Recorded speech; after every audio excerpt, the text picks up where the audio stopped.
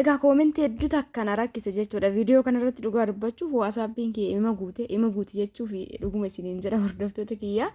Maaliif garuu asirratti gatii hojii oguu dubbadhe keessanillee namni akkuma haarawaatti kun kiiloo meeqa namaan jira dhugaa dubbachuuf baay'ee rakkisaadha. Assalamu alaikum warahmatullahi wabarakatuh. Akkam nagaa jirtanii hordoftoota kiyya jaallatamoo fi kabajamoo akkam jirtan fayyaa keessanii alaamanni isaa namni keessan nagaa dalagaa naaf yaan akkam isin jedha hordoftoota kiyya na bira bareeda alhamdulillah isin birallee bareeda ka ta'e hawwii kiyya hordoftoota kiyya.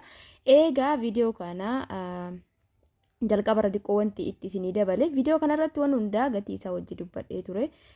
Teemira qofa dogongoree kaartooniin kun tokko qarshii 2,000 jedhee garuu dogongoraa na of oolchaa isiniin jedha. Kaartooniin tokko qarshii 3,000 teemirri kun jechuudha. Teemira kaan ta'ee mootu 2,800 ishigiin jechuudha. Eegaa namoonni baay'ee waasaappiin dhugaa hedduu na ajaa'ibe nama keenya waa hubachiisuun diqqoon ulfaata dhiifa manarraa ta'ati.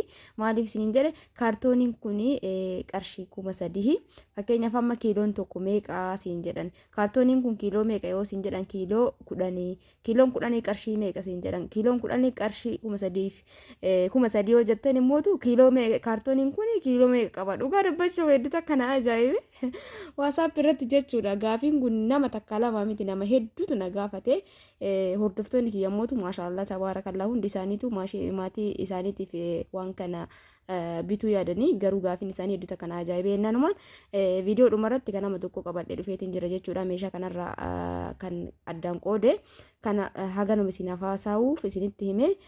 Tariitii galgalallee viidiyoo naannoo kun sagalee irratti hidhutti jira.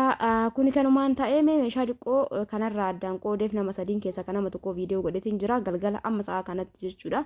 Ni dukkanaa ni hubattan jedhee yaada. Kun as biratti meeshaa addaan eega qoodeen booda kunoo zeetii mootu kuni ka gara maatii tokko deemu zeetii 2 harmeesiiti. Zeetii tokko immoo akka hotiyyaaf jettee jirti zeetii firee 3 akkasumas misira buna sukkaara teemira hundaafuu wanti ani isiniin jechuu barbaade gize viidiyoo tokko laaltan viidiyoon sun isin fayyada taanaan viidiyoo san jala yookaan viidiyoo san keessa wanti isin barbaadan jiraate taanaan tasgabbiidhaan jalqabaa hanga dhumaa dhaggeeffattanii san booda keessaan osoo nama dubbistanii baay'ee takka bareedaadha. Maaliif jenna wallaa baay'ee takka biiziidha nama tokkoffaa meeshaa mana keessaa gabbahanii bituun baay'ee yeroo namarraa fudhatan akka kiyyatti akka namallee nama ergee fiduu keessi kiyya naaf hin sarmuu fi kiyyaa deema. Kanaafuu yeroo takka baay'ee natti fudhata biizii na godha achii galee hisaaba baasutu jira achii galee mootu bakka baay'ee takka biiziidha. Achii galee viidiyoo raabuu olii gadi sirreessu jira saamsamu yookaan saamsamoo isin jedhu namni tokko galuu fi dhabuu danda'a bakka takkatti kan ashagamu yookaan afaan saniin ashagee kaan godhee kararraa kaasu yeroo natti fudhata jechuudha. Kanaaf akka hubattan abdiin qaba. Maal isin jechuu barbaadetti gabaabseetumaan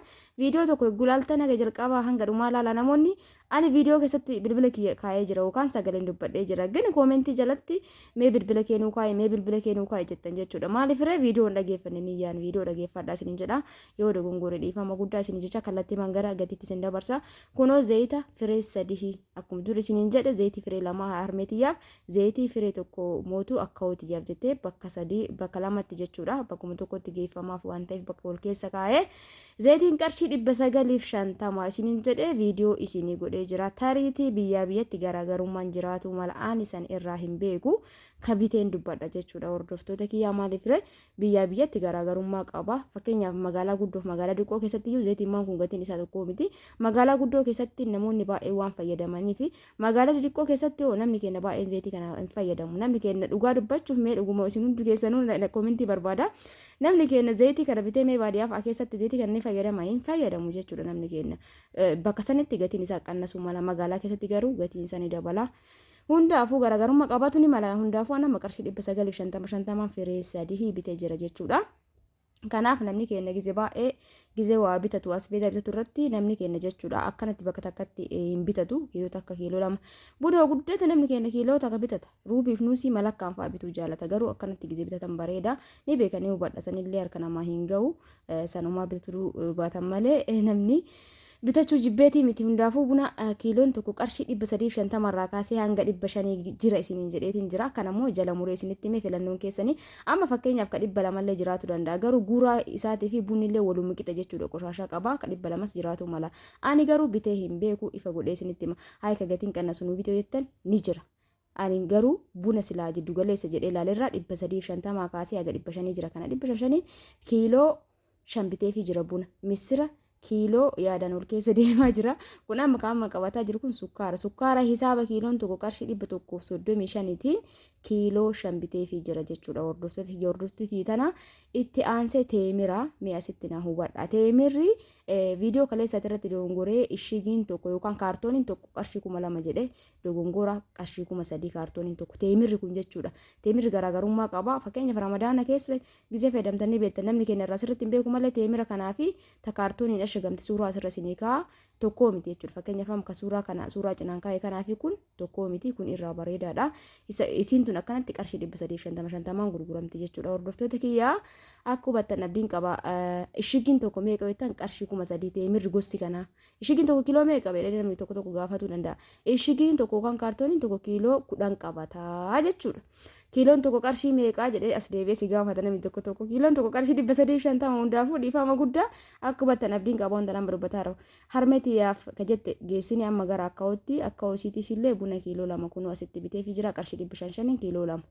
Hubadhaa bunni kiiloon tokko 350 illee jira 200 illee jira garuu ani bareedatti ka ta'e jedheeti sukkaara illee kunoo kiiloo 2 zayitii leetira 5 fi buna kiiloo 2 sukkaara kiiloo 2 akka ofiitiif bittee jirti. Zayitiin kun as keessa jira tokko jechuudha. 2 immoo haadha ofiitiif bittee. Egaa akkana rabbii sirraa haa jaallatu siin jedha isinillee akka du'aa gootaniif siin jedha maaliif wallaa maatiin wanni mudiqootti gammadaa wallaahi. Kanaafuu gizee tokko maatii keessa waan qabdanirraa maa gizee maraa hin taane waan qabdanirraa gammachiisaa isiniin jedha. Hordoftoota kiyya gammachuun isaanii hedduu akka nama gammachiisa. Gizee bakka osoo isaan hin jettiin waan akkanaa fa'aa keessattuu bunaaf sukkaaraa hixaanaa zayita wanta kanneen yogguu bittaniif baay'ee akka itti gammadanii. Egaa akkasiin jedha hordoftoota kiyya namni rabbi isin laaffise maatii keessan yeroo tokko gammachiisaa isin jedha. Meeshaan keenya kanarraa kana fakkaata dhiifama asitti misira isinitti nimne gatii isaa misirri kiiloon tokko qarshii 150 bitee jira jechuudha. Qarshii 150 haga qarshii 160 malee bakka bakkatti jira.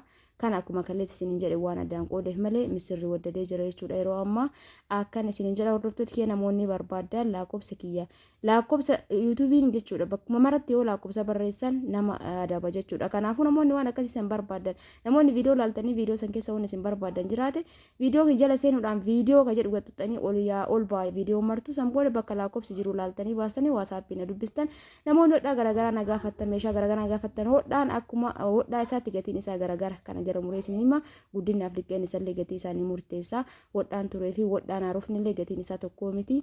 Namoonni keessan na gaafattan piliis keessan gaafii wal fakkaata tokko keessan na gaafatina namoonni bitachuu qophooftan qofti na dubbisa. Jookiin kun jira jettanii na gaafatan jira akkasuma distii kamtu bareeda jettanii na gaafatanii jirtanii distii yoo bitatu fi humna qabaatan distiin tun amma muddadee jirti qarshii 12 seentee jirti maajistiikiin distiin biyyaalaa garuu horomni si maashaallah tabaarakallaa wallahi nama gaabbisiistu birrii kaminuu osoo bittan bitadhaa isin jedha laayikii gochuun dagatinaa galatooma baay baay.